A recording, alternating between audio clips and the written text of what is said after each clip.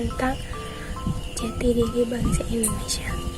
Jati diri merupakan totalitas penampilan atau kepribadian seseorang yang akan mencerminkan secara utuh pemikiran, sikap, dan perilakunya.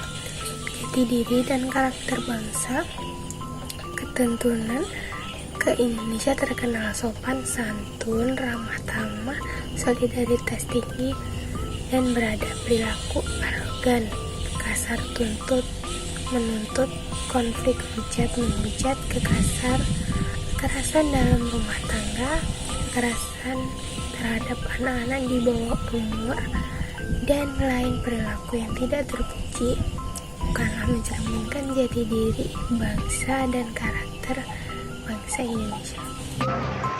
Perkenalkan, nama saya Sylvie Wulandari. Di sini saya akan menjelaskan tentang perubahan politik di zaman dahulu dan di zaman sekarang. Di Indonesia saat ini, sebagian besar menilai bahwa munculnya konflik dalam politik dilatari oleh pertarungan ideologis antar sesama dan perbedaan kepentingan politik antar elit. Politik sebagai bagian dari dinamika politik dapat berubah sesuai dengan suasana dan kondisi serta waktu.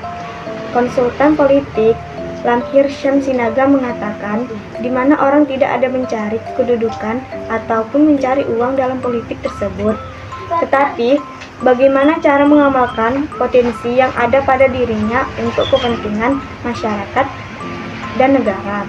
Tetapi yang terjadi saat ini, politik sudah dijadikan bahan untuk mencari kedudukan, mencari harga diri, maupun mencari uang materialisme.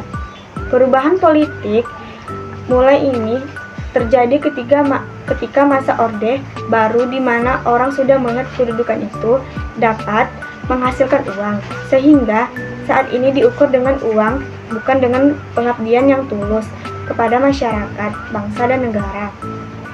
Lamhir Syam Sinaga sebagai konsultan politik mengajak masyarakat untuk tidak mengabaikan politik lagi, dan kita harus cerdas dalam politik. Jangan mau untuk dipermainkan lagi oleh politisi untuk kepentingan dirinya sendiri atau kepentingan kelompoknya, ujarnya. Terima kasih. Perkenalkan, nama saya Rian Safira. Di sini saya akan menjelaskan tentang pendidikan dari zaman dulu dan zaman sekarang. Pendidikan di Indonesia selalu mengalami yang namanya perubahan. Pendidikan pada era sekarang sangatlah jauh dengan pendidikan di zaman dulu. Pada zaman dahulu, orang tua pada dasarnya menyekolahkan anaknya bertujuan agar dapat mempelajari ilmu yang belum kita ketahui dan membentuk sebuah karakter dari siswa agar dapat membedakan mana yang buruk dan mana yang benar.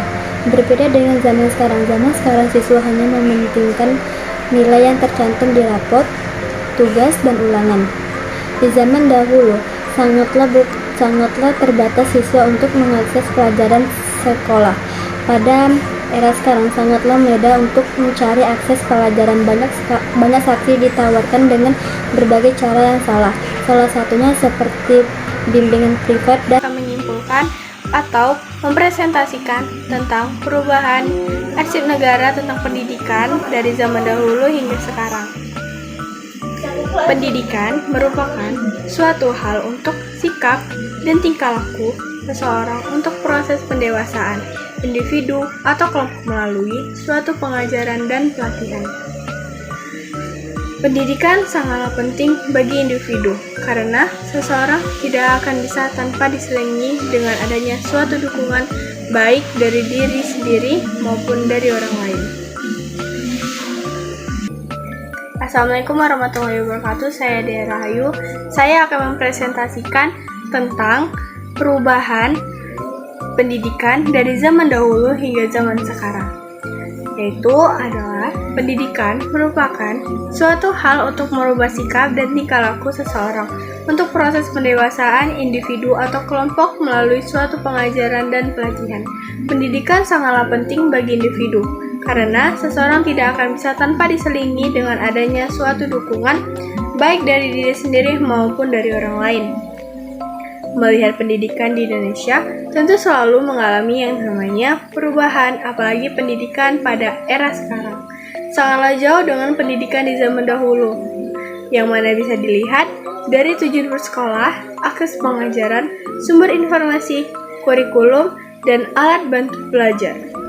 Dari tujuan bersekolah pada zaman dahulu, orang tua pada dasarnya menyekolahkan anaknya bertujuan agar dapat mempelajari ilmu yang belum kita ketahui dan membentuk sebuah karakter dari siswa agar dapat membedakan mana yang baik dan mana yang buruk.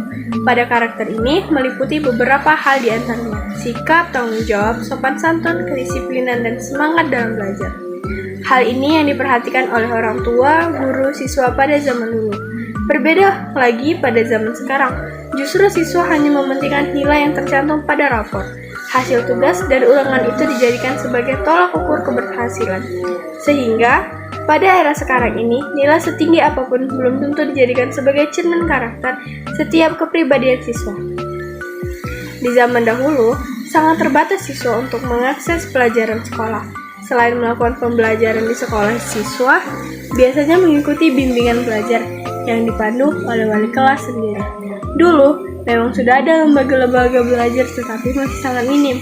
Bahkan mencari tutor pengajar yang kredibilitas yang baik itu juga sulit. Beda pada era sekarang, sangat mudah untuk mencari akses pelajaran. Banyak sekali ditawarkan dengan berbagai cara.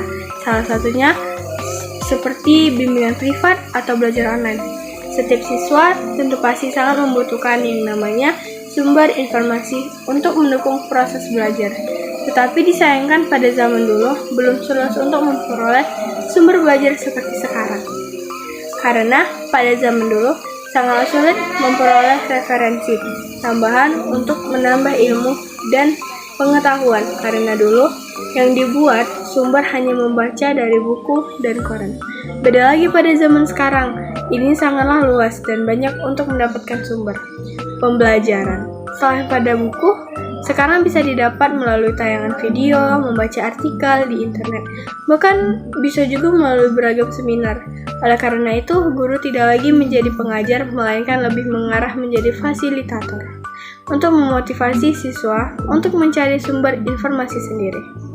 Dilihat dari kurikulum pengajaran dulu, menggunakan kurikulum yang mana guru lebih aktif untuk mengejar target, berupa materi yang harus dikuasai oleh siswa.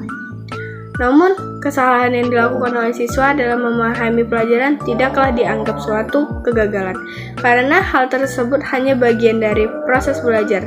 Tetapi pada kurikulum sekarang yang biasa disebut dengan K13, pada kurikulum ini lebih cenderung siswa yang aktif untuk mendapatkan sumber informasi.